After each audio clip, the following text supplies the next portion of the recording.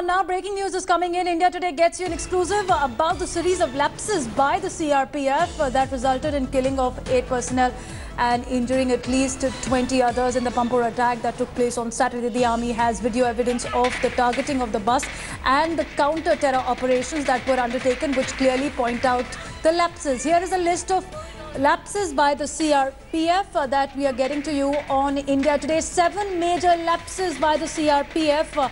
We also have Gaurav Sawant, who is joining us to give us more details on this. Gaurav, what are the details that you have right now about these lapses that have been pointed out by the army on the part of the CRPF?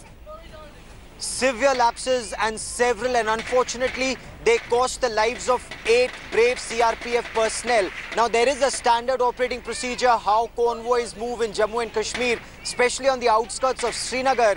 The fact that terrorists came, stopped a vehicle, isolated it and fired more than 200 rounds into this vehicle goes on to show that this wasn't protected either by a convoy protection party or by a road opening or road domination party. And this is something that CRPF needs to explain. Devina, there's another very important aspect. When the army convoys move, they ensure that between 2 vehicles, the distance is not more than 30 to 50 meters. But in this case, the lead vehicle was almost half a kilometer away and took quite some time in coming back.